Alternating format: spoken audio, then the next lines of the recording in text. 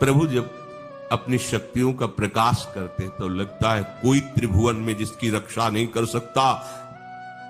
उसकी रक्षा के लिए मां भवानी दुर्गा अपना भयानक रूप धारण करके महिषासुर आदि दैत्यों का मर्दन करती है। प्रभु है उस रूप में, दूसरा नहीं है। उनकी सामर्थ्य कितनी है?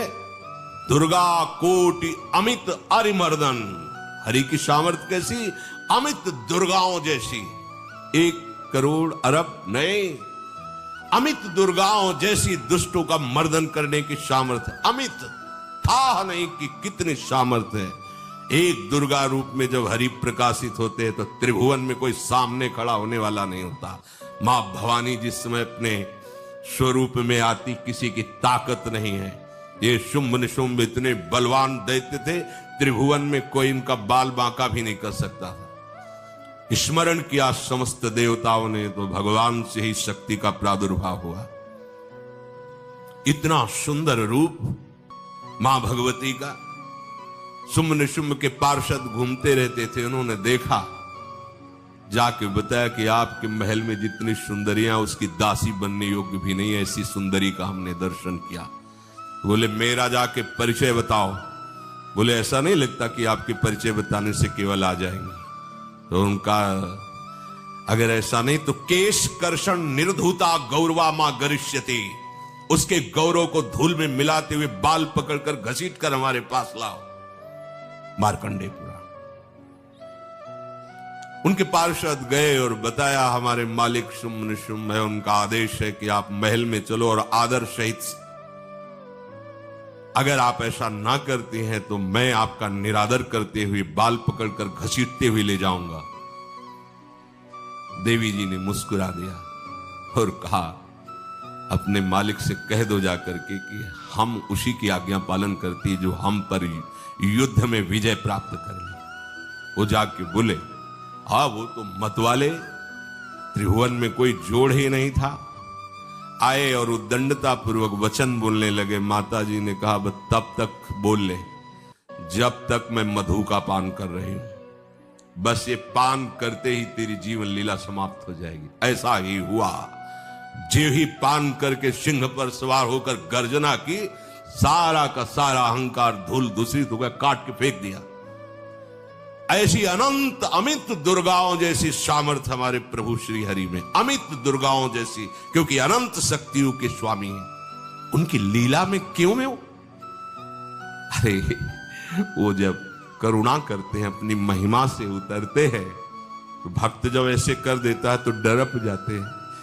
माधवदास बाबा ने कहा नहीं चलना तुम्हें ब्रज में, हम तुम्हारी कहां तक सेवा देखेंगे, तुम्हें बाल भोग राजभोग। बाबा जी हैं, कभी मिला कभी यहीं रहो। कोई बाबा आपके बिना नहीं रह सकते। दोबारा बोल नहीं पाए जगन्नाथ।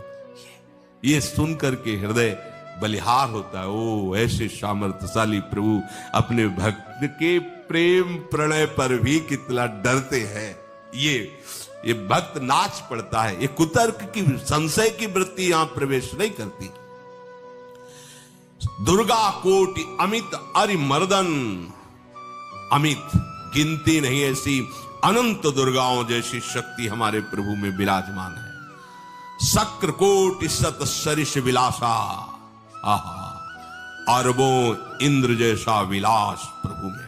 अरबों, एक इंद्र त्रिभुवनपति है, अरबों इंद्र के समान प्रभु का ऐश्वर्य है।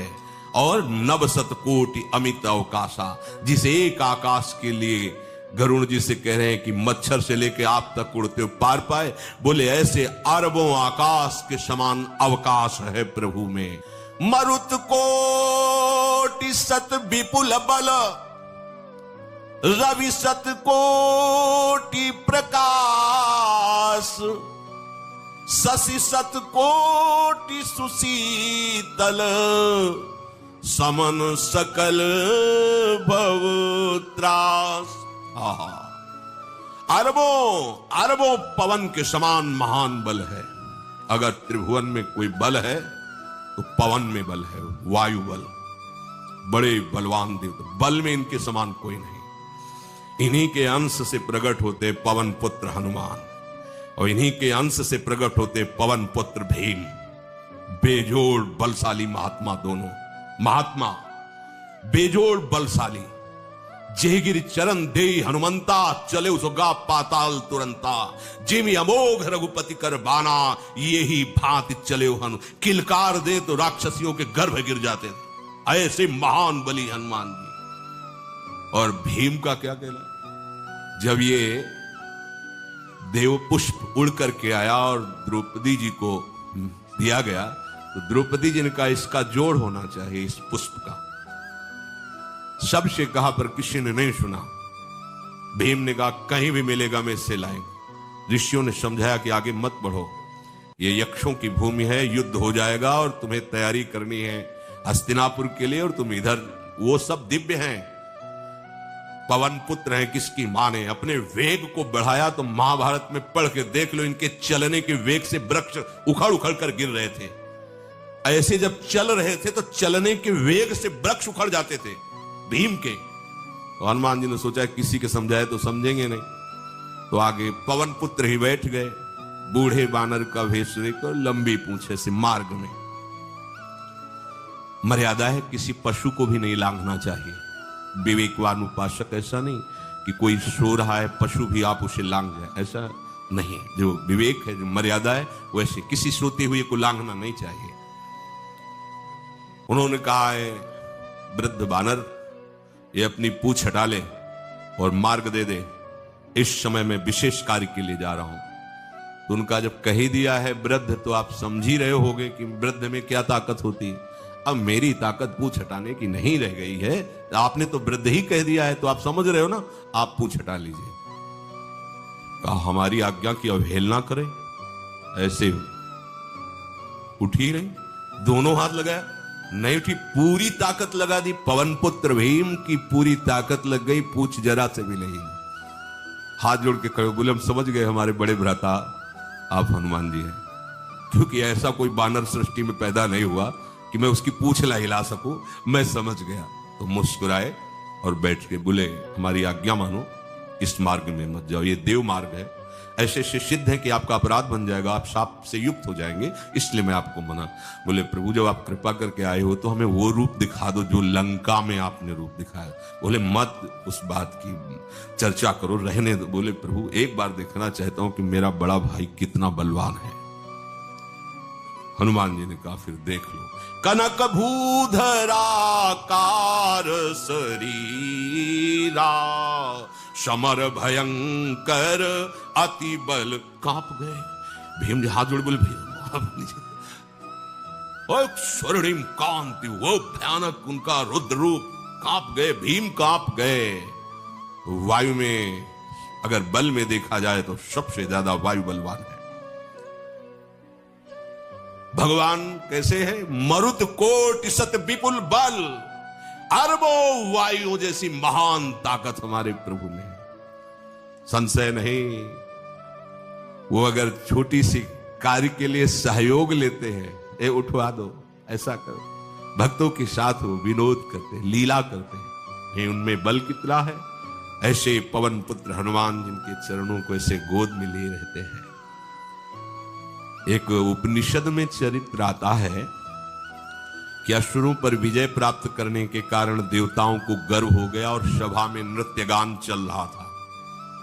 भगवान जब किसी पे गर्व करते हुए देखते हैं तो उनको अच्छा नहीं लगता। फिर सृष्टि के विधान के प्रधान अधिकारी जब देवतागण और देवराज इंद्र और उन्मत्तता, विजयश्री में उन्मत्तता आ जाती है, तो भगवान ने एक यक्ष का रूप धारण किया और सभा के प्रधान द्वार पर दिखाई दिए। देवराज इंद्र ने कहा कि पता लगाओ ये कौन है, बिना आज्ञा के बिना सूचना के कैसे आ गया है, क्योंकि त्रिभुवन पति है ना। अग्नि देवता ने कहा मैं जाता हूं, पता लगा के आता हूं, क्योंकि किसी बलवान का परिचय पूछने के लिए निर्बल को नहीं भेजा जाता। अग्निदेव गए और कहा आप अपना परिचय दीजिए, कौन हो और यहां कैसे आए हो। तो उनका परिचय लेने के पहले हम आपका परिचय जानना चाहते हैं, आप कौन हो। तो उन्होंने कहा कि मैं अग्निदेव हूं, सामर्थ्य आपकी, त्रिभुवन को उपले की तरह भस्म कर सकता हूं। मैं समस्त प्राणियों के उदर में बैठकर अन्न और जल का पचाकर जीवन दान देता हूं, जीवन पोषण करता हूं। अच्छा, एक तिनका फेंका, हम तुम्हारी बात तभी प्रमाणित, ये उपनिषद की बात, हम तुम्हारी बात तभी प्रमाणित मानेंगे जब तुम इस तिनके को जला दोगे। कोई अग्नि देवता से तिनका जलाने की बात कहे, सहज में दृष्टि डाली, कुछ नहीं हुआ, पूरा पावर लगा दिया। यक्ष जी ने मुस्कुरा कर कहा, तुम तो कहते थे पूरे त्रिभुवन को उपले की तरह जला दूंगा, अब ग्रीवा झुकाई पहुंचे। देवराज इंद्र ने कहा कौन है? बोले असमर्थ रहा उनका परिचय जानने में, वायु देवता। आप अपना परिचय बताइए। आप अपना परिचय जो आए हो तो हमें पहले बताओ, तब हम अपना परिचय दें। उनका मैं महान देव वायु हूं, बल आपका, संपूर्ण जीवों का जीवन हूं।